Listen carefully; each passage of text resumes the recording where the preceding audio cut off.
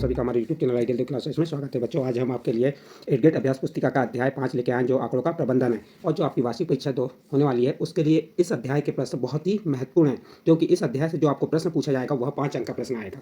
इसलिए इस अध्याय की तैयारी आप अच्छे से कीजिए। आपको हम प्रत्येक सवाल को एक एक करके यहाँ समझाएंगे और एक ही बार में आपको समझ आ जाएंगे। तो चलिए पहला प्रश्न क्या कह रहा है, हम पहले प्रश्न पढ़ते हैं। जब एक पाशे को फेंका जाता है तो निम्नलिखित प्रत्येक घटना से प्राप्त होने वाले परिणाम को लिखिए। देखिए यहाँ क्या कह रहा है, जब एक पासे को फेंका जाता है तो निम्नलिखित प्रत्येक घटना से प्राप्त होने वाले परिणाम को लिखिए। अब कौन कौन सी घटनाएं, जैसे यहाँ पे अ नंबर दिया है, इस प्रश्न में और ब नंबर दिए हैं। अ नंबर में क्या दिया है आपको, 4 से बड़ी एक संख्या हो, एक प्रश्न है। और दूसरा प्रश्न क्या है, 4 से बड़ी संख्या ना हो। तो पहले आपको अ नंबर का प्रश्न हम आपको बताएंगे। तो चलिए इसे हल करके देखते हैं हम।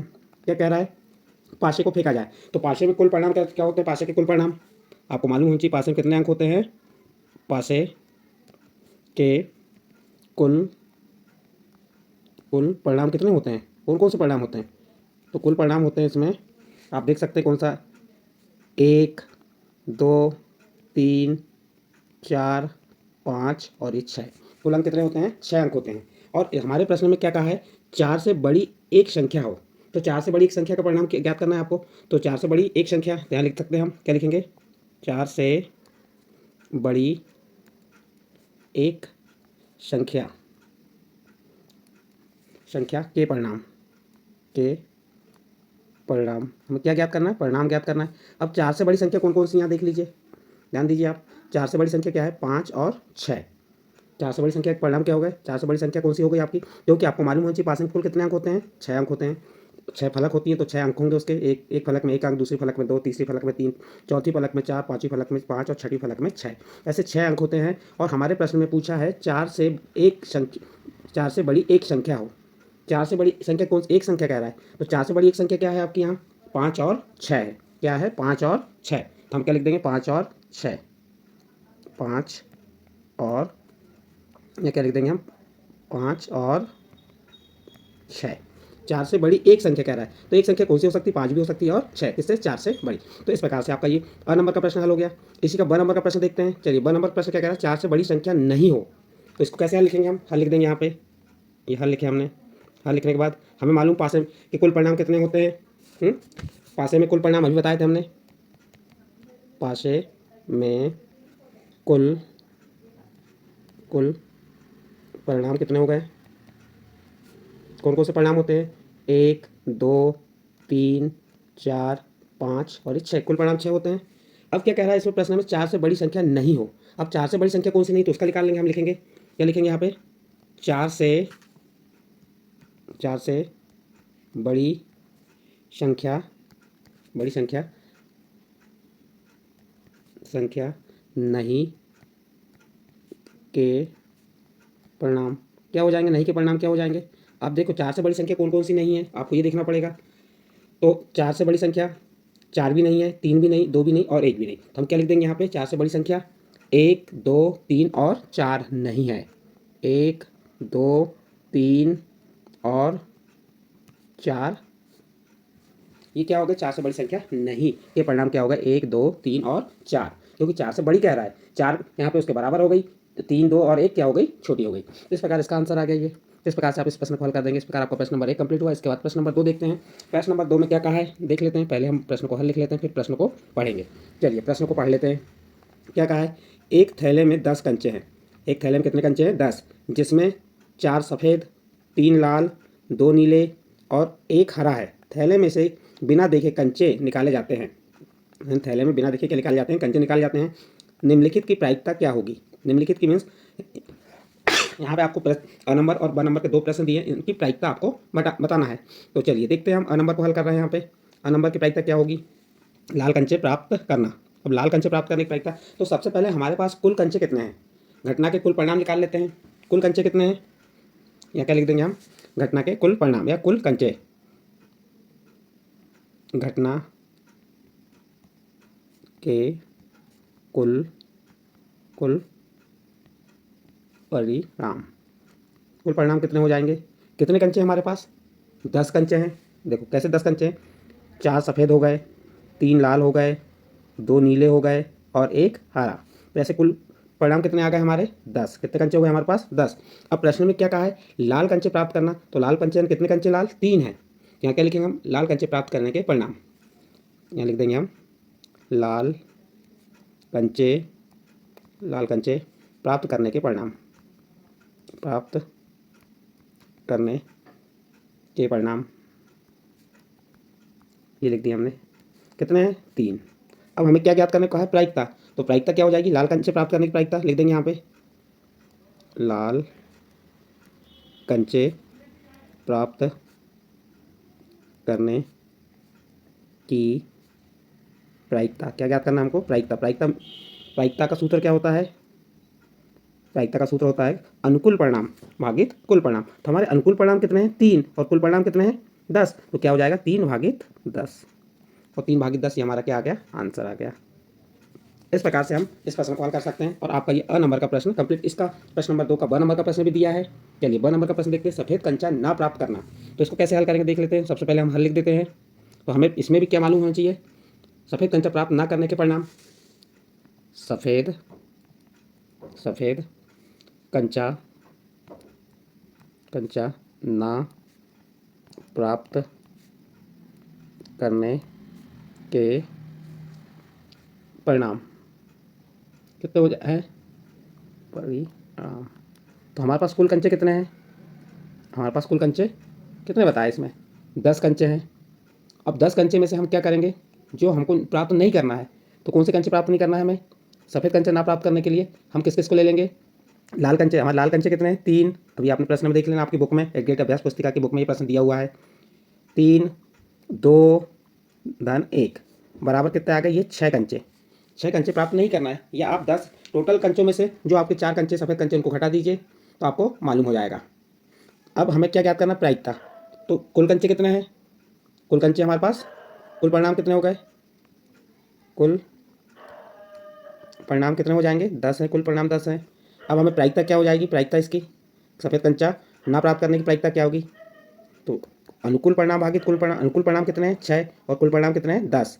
अब क्रॉस कर दीजिए, 2 तिया 6 2 पंचे 10, तो 3/5। इसका आंसर कितना आ जाएगा 3/5। यानी कि सफ़ेद कंचा ना प्राप्त करने की प्रायिकता क्या हो जाएगी 3/5, और ये हमारा आंसर हो गया।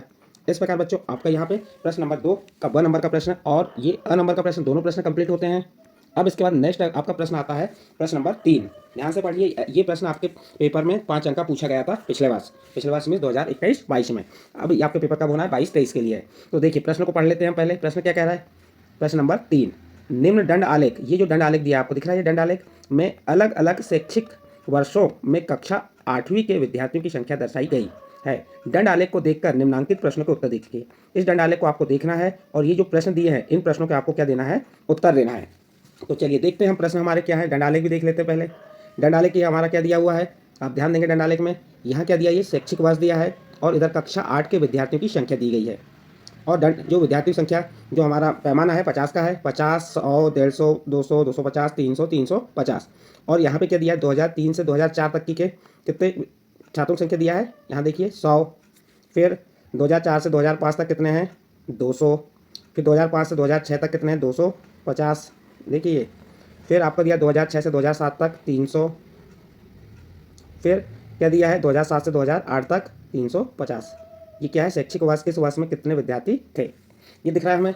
अब हमारे पास पहला प्रश्न है, प्रश्न अ, इस दंड आलेख द्वारा क्या सूचना दी गई। ये जो दंड आलेख है इसके द्वारा क्या सूचना दी गई, तो आप उत्तर बता देंगे। यह दंड आलेख विभिन्न शैक्षिक वर्षों में कक्षा 8वीं के विद्यार्थियों की संख्या बता रहा है। ये जो दंड आलेख है ये क्या कह रहा है, विभिन्न शैक्षिक वर्ष, जैसे विभिन्न शैक्षिक वर्ष कौन से हो गए 2003 4 4 5 5 6 6 7 7 8 में कक्षा 8वीं के विद्यार्थियों की क्या बता रहा है, संख्या दर्शाता है। ये आपका अ नंबर का प्रश्न का उत्तर हुआ। अब इसके बाद ब नंबर का प्रश्न देखिए क्या कह रहा है, किस वर्ष में विद्यार्थी की संख्या में अधिकतम वृद्धि हुई है। देखिए किस वर्ष में हुई है, 2003 और 4 में कितने थे 100, और 4-5 में कितने हो गए 200, यानी कितने विद्यार्थी बढ़ गए यहाँ पे 100 विद्यार्थी। यहाँ कितने विद्यार्थी बढ़े आपके 100। फिर 2004-5 में 200 थे और 5-6 में कितने हो गए 50, 250। कितने विद्यार्थी की वृद्धि हुई 50 की। फिर यहाँ कितने 300, और 300 से फिर यहाँ पे 250 से 300, यहाँ पे 50 विद्यार्थियों की वृद्धि हुई है, और 300 से 350 यहाँ पे भी 50 वृद्धि। क्वेश्चन क्या था आपका, किस वर्ष में विद्यार्थी की संख्या में अधिकतम वृद्धि हुई है कह रहा है यहाँ पे। तो अधिकतम वृद्धि कब हुई है 2004 और 5 में। ये आप 2004-5 में देख सकते हैं, क्योंकि 2003-4 में 100 थे और यहाँ पे कितने हो गए 100 थे और यहाँ पे कितने हो गए 200, यानी कितने विद्यार्थी बढ़ गए 100 विद्यार्थी। तो यहाँ पे सबसे अधिक अंतर आ रहा है, देखिए यहाँ पे। तो अधिकतम वृद्धि कब हुई 2004-5 में। तो आप उत्तर में क्या लिख देंगे, ब नंबर 2004-5 में। इसके बाद प्रश्न नंबर 6 नंबर का देखिए, किस वर्ष में विद्यार्थी की संख्या अधिकतम है। तो सबसे अधिक क्या है यहाँ पे देखिए 350 है, किसमें 2007 और 8 में। तो उत्तर में लिख देंगे वर्ष 2007-8 में। वर्ष 2007-8 में विद्यार्थियों की संख्या अधिकतम है, लिख सकते हैं यहाँ पे आप। यहाँ पे वर्ष 2004-5 में विद्यार्थियों की संख्या में अधिकतम वृद्धि हुई। फिर अगला प्रश्न क्या कह रहा है, 2 नंबर, इसको पढ़िए। बताइए कि यह सत्य है या असत्य। क्या 2005 और 6 में विद्यार्थियों की संख्या 2003 और 4 की संख्या की दुगनी है। देखते हैं 2003 और 4 में कितनी है 100, और उसके बाद क्या कह रहा है 2005 और 6 में कितनी हो गई 250 हो गई। तो दुगनी होती तो 200 होती। तो यह कथन क्या जाएगा, असत्य है। यह कथन क्या है, असत्य। आप ऐसा भी लिख सकते हैं, कथन क्या किस प्रकार से लिख सकते हैं कि यह कथन असत्य है कि 2005 और 6 में विद्यार्थियों की संख्या 2003 और 4 की संख्या की दुगनी है। तो इस प्रकार बच्चों आपको ये प्रश्न पेपर में पिछली बार इस प्रकार का प्रश्न आया था, और ये आपके 5 अंक आपको यहाँ पे, या 4 अंक, 3 और 5 अंक के आएंगे, तो इस 5 अंक का आपका प्रश्न निश्चित है। इसलिए आप इस प्रश्नों की तैयारी अच्छे से कीजिए। इसके बाद नेक्स्ट अगला प्रश्न देखते हैं, प्रश्न नंबर 4। प्रश्न नंबर 4 में क्या कहा है, प्रश्न को पढ़िए। निम्न द्विदंड आलेख, ये कौन सा दंड आलेख है, द्विदंड, 2 दंड है, दिख रहा है, ये एक दंड हो गया, दूसरा ये दंड में 2 शैक्षिक वर्षों में विद्यार्थियों द्वारा अलग अलग विषयों में प्राप्त किए गए अंक दिए गए हैं। द्विदंड आलेख को देखकर निम्नलिखित प्रश्नों के उत्तर दीजिए। आपको ये द्विदंड आलेख को देखना और जो नीचे प्रश्न दिए इनके उत्तर देना है। चलिए, अ नंबर का प्रश्न क्या कह रहा है, इस द्विदंड आलेख द्वारा क्या सूचना दी गई है। तो आप बता सकते हैं कि इस द्विदंड आलेख के द्वारा जो 2005-6 और 2006-7 में विभिन्न विषयों में प्राप्त अंकों की तुलना दर्शाता है। यहाँ पे क्या दर्शाया गया है कि जो 2005 और 6, ये वाला जो आपका ब्लैंक यानी सफ़ेद वाला जो डिब्बा दिख रहा है दंड आलेख, ये 2005-6 का है, और ये काला जो दिख रहा है ये 6 और 5 का है। तो इसमें क्या बताया उसने, विभिन्न विषय कौन से, गणित, समाज विज्ञान, विज्ञान, अंग्रेजी, हिंदी में प्राप्त अंकों की तुलना दर्शाता है कि 2005 और 6 में कितने अंक प्राप्त हुए और 2006-7 में कितने अंक। तो ये तुलना दर्शाता है। तो इस प्रकार से आप अ नंबर का उत्तर दे दिए। फिर ब नंबर में क्या कह रहा है, किस विषय में विद्यार्थी के प्रदर्शन में सबसे अधिक सुधार हुआ।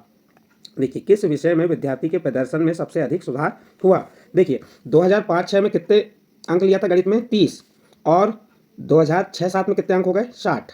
फिर यहाँ चलते हैं सामाजिक विज्ञान में, यहाँ पे कितने लिया इसने 50, 55, और ये कितने आ जाएंगे इस और यहाँ 50 होगा और ये 55।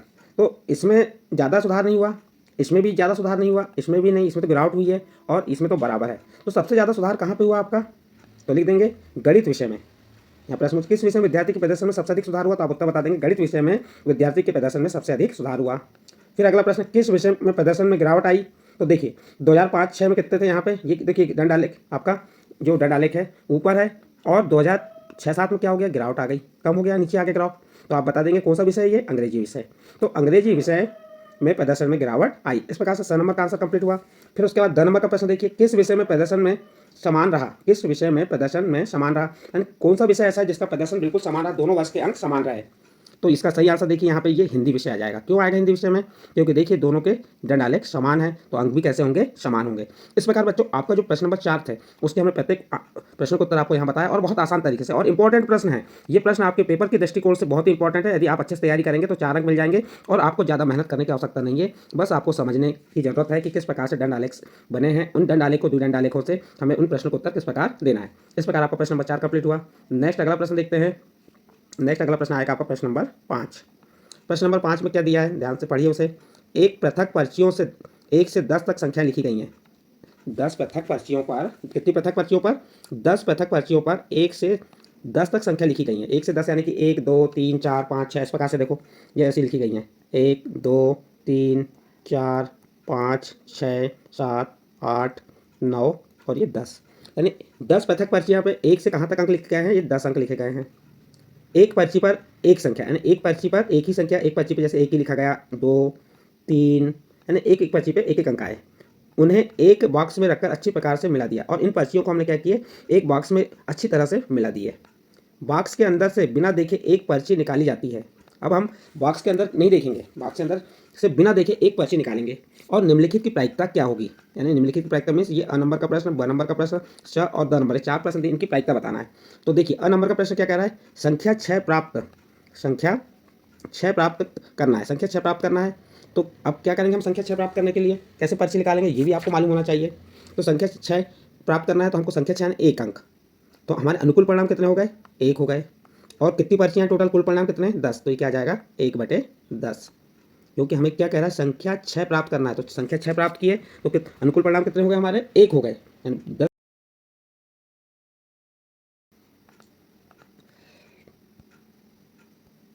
देखिए हमें क्या हुआ? 10 पर्चियों में से एक पर्ची प्राप्त हुई है।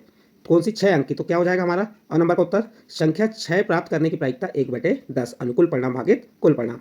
अब इसके बाद प्रश्न क्या कह रहा है? 6 से छोटी एक संख्या प्राप्त करना। अब 6 से छोटी एक संख्या क्या होती है? इससे छोटी संख्या 5 होती है। 6 से एक छोटी संख्या क्या हो गई? 5 हो गई। अब इसकी प्रायिकता ज्ञात करना है हमें। तो क्या हो जाएगी? 5/10, और उसका उत्तर क्या आ जाएगा हमारा? 1/2, क्योंकि अनुकूल परिणाम कितने हैं हमारे और कुल परिणाम? अनुकूल परिणाम 5 हैं और कुल परिणाम कितने हैं हमारे? कुल परिणाम 10 है। तो 5/10 यानी 1/2। अब इसके बाद क्या कह रहा है? 6 से बड़ी एक संख्या प्राप्त करने की प्रायिकता। यहाँ पर प्रश्न 1 नंबर प्रश्न को फिर से एक बार रिपीट करते हैं। 6 से छोटी एक संख्या प्राप्त करना। अब 6 से छोटी संख्या कौन सी हो गई?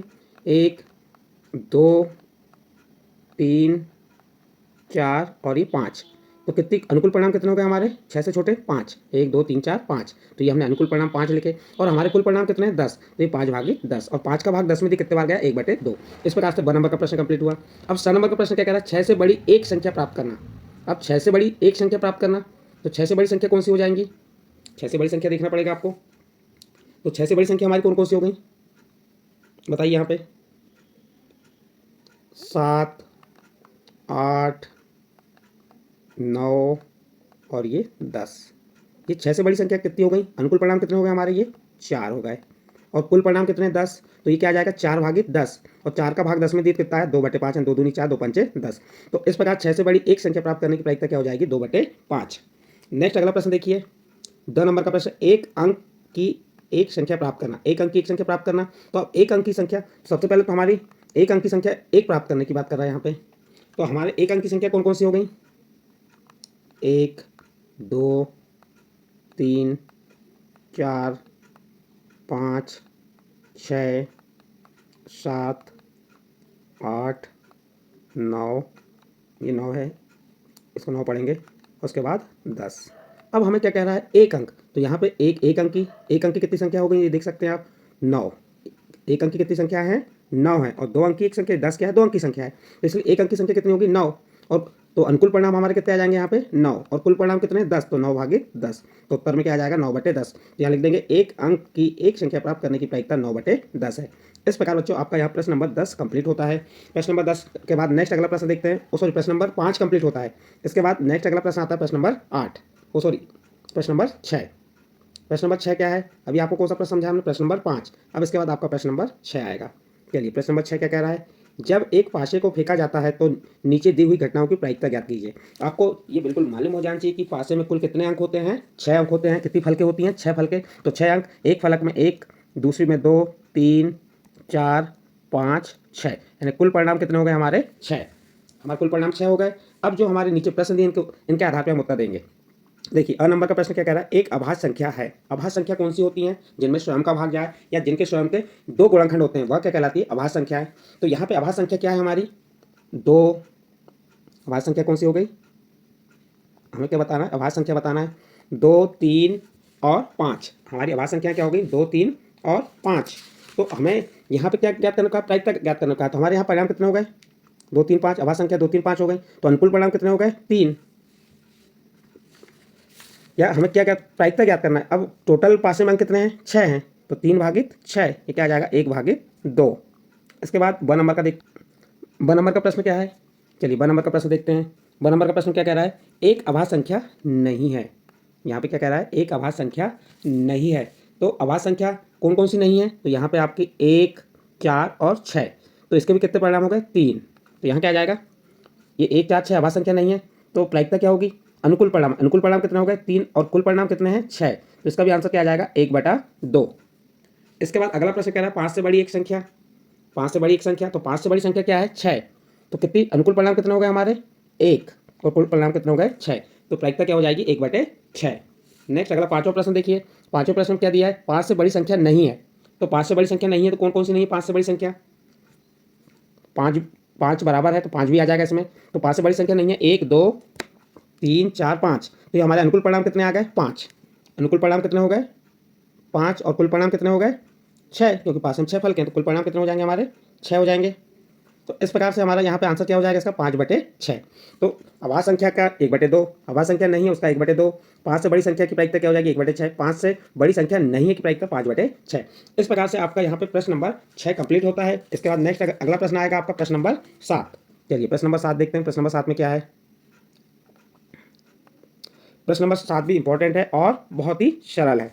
क्या दिया है, दिए गए पाई चार्ट, ये क्या है आपका, ये पाई चार्ट में सिंचाई के विभिन्न तरीकों को दर्शाया गया है। पाई चार्ट पढ़ें और निम्नलिखित प्रश्नों के उत्तर दीजिए। ये पाई चार्ट है, देखिए ट्यूबवेल कितना परसेंट है 25%, नहर 46%, अन्य तरीके 12% और टैंक के द्वारा 17%। अब यहाँ 3 प्रश्न दिए, इन तीनों प्रश्नों को उत्तर देना। कितने प्रतिशत भूमि नहरों द्वारा सींची जाती है। यहाँ पे प्रश्न कहा है, आप पाई चार्ट में देखिए, पाई चार्ट के आधार पर आप बता सकते हैं कि कितने प्रतिशत भूमि किससे सींची जाती है, नहरों द्वारा सींची जाती है। कोई कठिन प्रश्न नहीं है ये, आप इसका उत्तर यहाँ पाई चार्ट से देख के बता सकते हैं। बताइए यहाँ से इसका उत्तर क्या होगा। तो इसका सही उत्तर आ जाएगा पहले का 46%। देखिए ये 46% किससे, नहरों से सींची जाती है। तो क्या आ जाएगा 46% नहरों द्वारा सींची जाती हैं। ये पहले का उत्तर कंप्लीट हुआ। दूसरा क्या कह रहा है, 17% भूमि किस माध्यम से सींची जाती है। यहाँ पे 17 है कि देखिए, हाँ 17% भूमि किसके द्वारा, टैंक द्वारा। यहाँ लिख देंगे 17% भूमि टैंक के माध्यम से सींची जाती है। फिर तीसरा क्या कह रहा है, ट्यूबवेल से सींची जाने वाली भूमि का प्रतिशत कितना है। तो ये देखिए ट्यूबवेल है लिखा हुआ पाई चार्ट में, और उससे कितने प्रतिशत हो रही है 25%। उत्तर में क्या लिख देंगे, ट्यूबवेल से सींची जाने वाली भूमि का प्रतिशत 25% है। इस प्रकार आपका यहाँ पे प्रश्न नंबर 7 कंप्लीट होता है। इसके बाद नेक्स्ट अगला प्रश्न आता है प्रश्न नंबर 8। देखिए प्रश्न नंबर 8 को हम समझा रहे हैं आपको क्या है प्रश्न, पहले पढ़ लेते हैं। दिए गए आंकड़े किसी राज्य के वार्षिक उत्पादन को दर्शाते हैं, इन आंकड़ों को पाई चार्ट पर प्रदर्शित कीजिए। देखिए उत्पादन किसका, गेहूं, शक्कर और चावल। वार्षिक उत्पादन टन में, गेहूं कितना होता है 2750, शक्कर कितनी हो रही है 2500 और चावल कितना हो रहा है 1500। और गेहूं, शक्कर और चावल इनका सबका कुल उत्पादन टन में कितना हो रहा है 6750 टन उत्पादन होता है वार्षिक, एक वर्ष में। अब हमें क्या करना है, इसका क्या बनाने कह रहा है, पाई चार्ट। पाई चार्ट बनाने के लिए हमें इनको हल करना पड़ेगा। इस प्रकार से आप एक सारणी बना लेंगे, इसमें वस्तु लिख देंगे, वस्तु का नाम गेहूं, शक्कर और चावल। वार्षिक उत्पादन कितना हो रहा है, गेहूं का 2750, शक्कर का 2500 और चावल का 1500। अब संपूर्ण भाग निकाल लेंगे। इसका संपूर्ण भाग निकालने के लिए क्या करना पड़ेगा आपको, जो गेहूं का वार्षिक उत्पादन है उसमें किसका भाग दे देंगे आप 6750 का। तो कितना आ जाएगा, जब भाग देंगे तो 11/27। और केंद्रीय कोण ज्ञात करना है तो 11/27 में 360 का गुणा कर देंगे, और गुणा करके जो आप काट पीट के भाग देंगे तो आपका आंसर आएगा 147 अंश। तो इसी प्रकार किसका निकालेंगे, शक्कर का निकालेंगे। आप इसको, शक्कर कितनी है, वार्षिक उत्पादन 2500 भागित कितना आ जाएगा कुल उत्पादन, और जब आपका 10/27 आ गया उसमें केंद्रीय कोण ज्ञात करना है तो 360 का गुणा कर दीजिए। हम इसे क्रॉस कर सकते हैं, 9 27 9 चौके 36, फिर 3 से 36 12 बार क्रॉस हुआ, फिर आप इसका गुणा कर देंगे कितना आ जाएगा 133 आ जाएगा। कितना आ जाएगा इसका 133 आएगा। इसी प्रकार यहाँ पे देखिए ये 1500 हो गया, 1500 में जो कुल उत्पादन हुआ वार्षिक उसका भाग दे दिए तो क्या गया 2/9, और 2/9 गुणित 360 बराबर। अब इसको हम भाग देंगे कितना आ जाएगा, यहाँ पे आ जाएगा 9 चौके 36 यानी 40, 40 का 2 में गुणा किए 80 आ जाएगा। कितना आ जाएगा यहाँ पे 80 आ जाएगा। तो ये आपके क्या निकल गए, केंद्रीय कोण निकल गए, निकल गए केंद्रीय कोण दिख रहे हैं आपको। अब क्या करेंगे, आप कोई भी त्रिज्या लेंगे, कोई भी त्रिज्या लेंगे और इस प्रकार से एक क्या बना देंगे, वृत्त बना देंगे। कोई भी माप की त्रिज्या लेके इस प्रकार से एक वृत्त बना दिए। फिर आप क्या करेंगे, यहाँ पे आप चांदी को रखेंगे और कितने 147 अंश का कोण बनाएंगे तो 147 अंश का कोण बन जाएगा यहाँ पे। फिर चांदी को आप कहाँ रखेंगे, ये वाली रेखा पे, तो यहाँ कितने 133 अंश का कोण बन जाएगा। और फिर यहाँ ऑलरेडी ये 80 अंश का कोण आपका शेष बचेगा। आप इन सबको जोड़ के देख लीजिए, इनको जोड़ने के बाद कितना आ जाना चाहिए आपके पास 360। देखते हैं 147, 133 और 80 जोड़े, 7 3 10 की 0 हासिल का 1, 4 और 1 5 और 3 8, 8 8 16 की 6 हासिल का 1, 2 और 1 3, ये आ गया 360 अंश। तो इस प्रकार से आप इस प्रश्न को हल कर सकते हैं। आपका प्रश्न नंबर 8 यहाँ पे कंप्लीट होता है। इसके बाद नेक्स्ट अगला प्रश्न आता है आपका प्रश्न नंबर 9। प्रश्न नंबर 9 में ध्यान दीजिए क्या दिया हुआ है, 672 विद्यार्थियों के स्कूल आने जाने के विभिन्न साधनों को पाई चार्ट में दर्शाया गया है। कितने बच्चों को, 672 विद्यार्थियों के स्कूल आने जाने के विभिन्न साधनों को पाई चार्ट में दर्शाया गया है। चार्ट देखें और निम्नलिखित प्रश्नों के उत्तर दें। देखिए यहाँ पे कितने साइकिल वाले 90 अंश पे चल रहे हैं, ये 80, 120 और 70। जब अब यहाँ प्रश्न ये किया है उसने, कितने विद्यार्थी साइकिल से स्कूल जाते हैं, कितने विद्यार्थी साइकिल से स्कूल जाते हैं। तो कैसे निकालेंगे हम, पहले साइकिल वाला, साइकिल कितने अंश का कोण बन रहा है 90 अंश का, तो 90 में किसका भाग दे देंगे 360 का, 90 में 360 का भाग देंगे और किसका गुणा कर देंगे, जो कुल विद्यार्थी हैं, कुल विद्यार्थी 672 गुणा करेंगे। तो हमने क्या किया, देखिए 1 0 से 1 0 क्रॉस किए, 9 एकम 9, 9 चौके 36, 1/4 और 1/4 में किसका 672 गुणा किए, 4 का भाग 672 में देंगे कितने बार जाएगा 168 बार। इस प्रकार अतः विद्यार्थी 168 विद्यार्थी साइकिल से स्कूल जाते हैं। इसी प्रकार कितने विद्यार्थी बस से स्कूल जाते हैं, तो बस में कितना है तो 120 भागित क्या कर देंगे 360 गुणित 672। हमने इसको अलग अलग निकाल के बता दिए हैं। आप 120/360 गुणित 672 कर देंगे, जब भाग देंगे काट पीट के आप, जब आंसर आएगा 224। तो अतः 224 विद्यार्थी बस से स्कूल जाते हैं। इस प्रकार आपका प्रश्न नंबर 9 कंप्लीट होता है। इसके बाद नेक्स्ट अगला प्रश्न आता है प्रश्न नंबर 10, और ये प्रत्येक प्रश्न आपके पेपर के दृष्टिकोण से बहुत ही महत्वपूर्ण है। 4 अंक का प्रश्न यहीं से बनेगा इस अध्याय से। अब देखिए प्रश्न नंबर 10 में क्या कह रहा है, दिए गए आंकड़े व्यक्तियों के एक समूह द्वारा पसंद किए जाने वाले रंगों को दर्शाते हैं। इन आंकड़ों को पाई चार्ट पर प्रदर्शित कीजिए। अभी आपको एक प्रश्न समझाया था, सेम उसी के जैसे है। यहाँ पे रंगों के नाम लिख दीजिए, व्यक्तियों का प्रतिशत लिख दीजिए, संपूर्ण भाग लिख दीजिए और केंद्रीय कोण। देखिए लाल रंग कितना प्रतिशत है, 45%। तो ये 45 भागी 100, प्रतिशत का क्या आ गया 100, ये क्या हो गया 9/20। और केंद्रीय कोण निकालना है तो 9/20 में 360 का गुणा करेंगे। 1 शून्य से 1 शून्य क्रॉस करती है, और 2 से 36 को क्रॉस की कितने बार, 18 बार।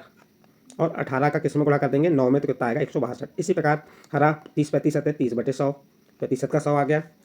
और फिर क्या किया हमने, 1 शून्य से 1 शून्य क्रॉस हो गया, 3/10 आ गया, 3/10 का किससे गुणा कर देंगे 360 से, तो आपको 108 अंश का कोण आ जाएगा। इसी प्रकार 90 अंश का कोण आ गया।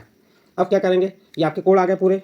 अब इसका हमको पाई चार्ट बनाना है। तो अभी बताए थे हमने, एक प्रकार की सहायता से आप एक जगह क्या बना दीजिए, इस प्रकार से व्रत बना दीजिए। अब यहाँ पे व्रत हमने अंदाज से बनाया, और यहाँ पे चांदे की सहायता से फिर 162 अंश का कोण बना दीजिए। फिर यहाँ पे चांदे को रखिए इस लाइन पे, और फिर जितने अंश का 108 अंश का कोण बना दीजिए। 162 108 अंश का कोण बन गया। फिर जो शेष कोण बचेगा वो कितने अंश का रहेगा, 90 अंश का रहेगा ये। तो यहाँ पे आपका 90 अंश आ जाएगा। और यदि हमने सही किए गलत किए इसको चेक कर लीजिए। तीनों जो कोण दिए, 3 कोण, इनको जोड़ लीजिए, कितने अंश आना चाहिए, 360, 162, 108 और कितना 90। जोड़ते हैं, 8 में 2 जोड़े तो 10 की शून्य हासिल का 1, 6 और 1 7, और 7 में 9 जोड़े 16 की 6 हासिल का 1, 1 1 2 और 1 हासिल का 3, ये 360 आ गया, यानी हमारा उत्तर सही है। तो इस प्रकार से आप इस प्रश्न को हल कर सकते हैं। यहाँ पे आपका प्रश्न नंबर 10 कंप्लीट होता है, और इस प्रश्न के साथ आपके अध्याय, कौन सा अध्याय था आपका, अध्याय 5 आंकड़ों का प्रबंधन कंप्लीट होता है। बच्चों, हमने जो आपको अध्याय समझाई है, अध्याय आपको समझ आया हो तो आप हमारे चैनल आइडियल देव क्लासेस को सब्सक्राइब कीजिए, लाइक कीजिए एवं अन्य ग्रुप में शेयर जरूर कीजिए।